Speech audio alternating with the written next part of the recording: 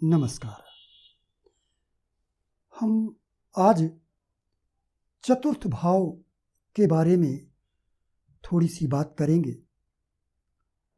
चतुर्थ भाव किन किन बातों के लिए देखा जाता है? चतुर्थ भाव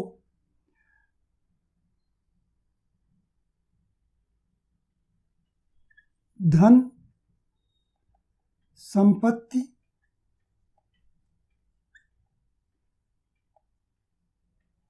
वाहन, अचल संपत्ति,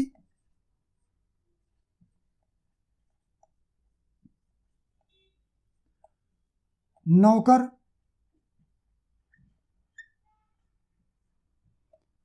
मन एवं माता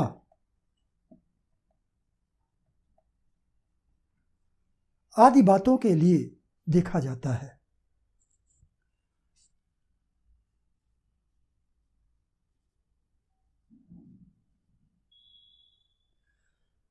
चतुर्थ भाव के 4 कारक ग्रह हैं।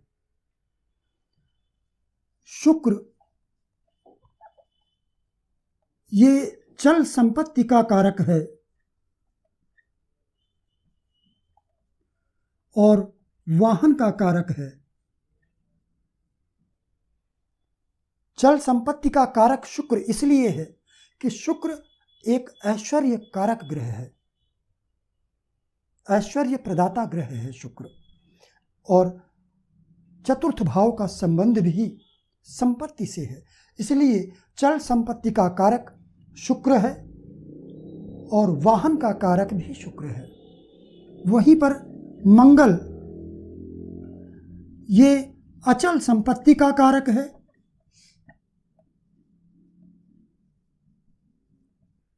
इसके अलावा भूमि, भूमि में शहरी भूमि एवं मकान। मंगल अचल संपत्ति का कारक भी है, भूमि यानी शहरी भूमि और मकान का कारक भी है। कृषि भूमि का कारक शनि है।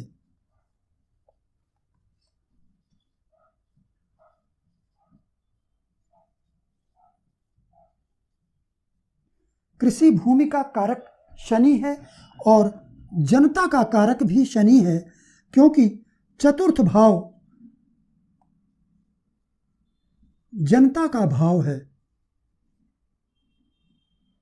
इसलिए शनि भी चतुर्थ भाव का कारक कहलाता है। इसके अलावा फिर चंद्रमा है। चंद्रमा मन एवं माता का कारक है। बुध, इसके बाद बुध है। बुध शिक्षा का कारक है, क्योंकि चतुर्थ भाव शिक्षा का भाव भी है।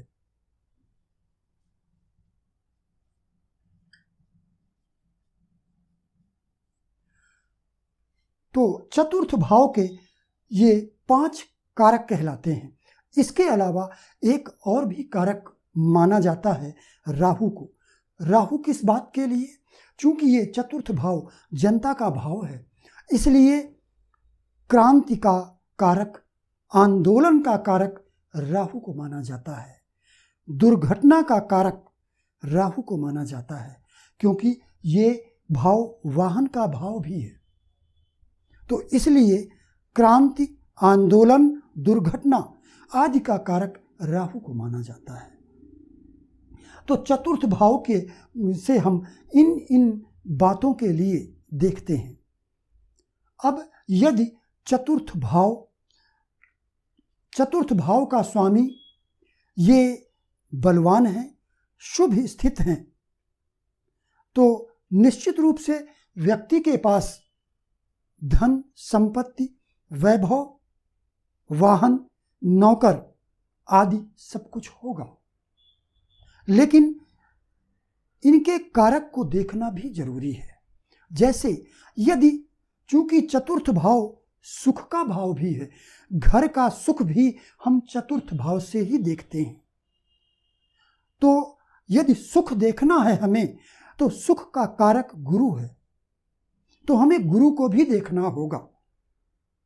यदि चतुर्थ भाव और चतुर्थेश शुभ स्थित एवं बलवान है और गुरु भी चतुर्थ से शुभ भाव में है। चतुर्थ से शुभ भाव कौन से हैं? किसी भी भाव से दो, पहले तो केंद्र स्थान यानी 1, 4, 7, 10 ये शुभ भाव कहलाते हैं।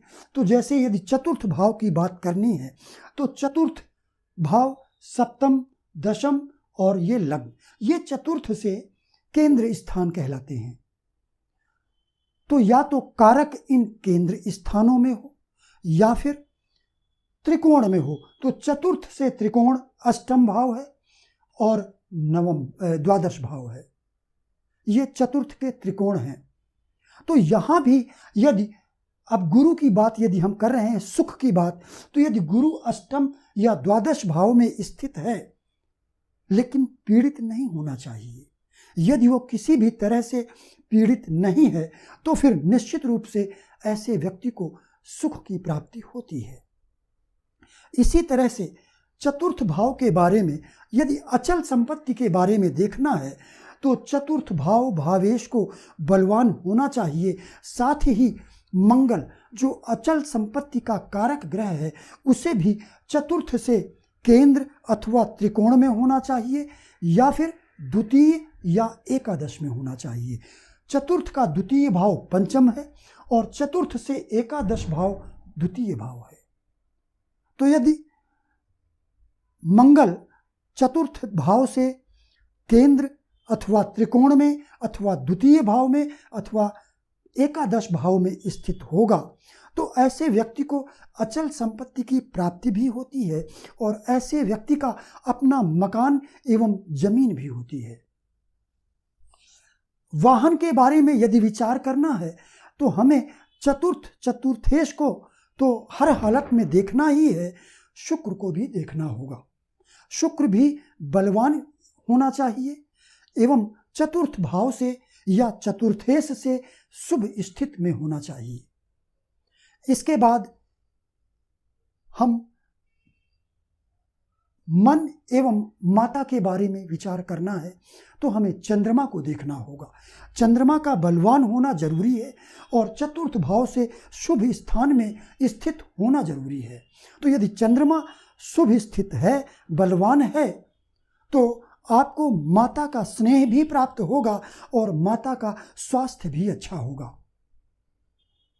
यदि शनि अच्छा है और चतुर्थ भाव चतुर्थेश अच्छा है तो फिर आपके पास कृषि भूमि हो सकती है, आपको जनता का समर्थन प्राप्त हो सकता है, आप राजनीति के क्षेत्र में जा सकते हैं, आपके पास नौकर चाकर होंगे। तो बुध, अब यदि बुध बलवान है और चतुर्थ भाव से शुभ स्थान में स्थित है तो आपकी शिक्षा अच्छी होगी, आप उच्च शिक्षित होंगे और चूंकि बुध बुद्धि का कारक भी है इसलिए आप बुद्धिमान भी होंगे। तो चतुर्थ भाव से हम इन बातों को देखते हैं और इनके कारक जो बतलाए गए हैं उन्हें भी देखना आवश्यक है। तो आज के लिए इतना ही। नमस्कार।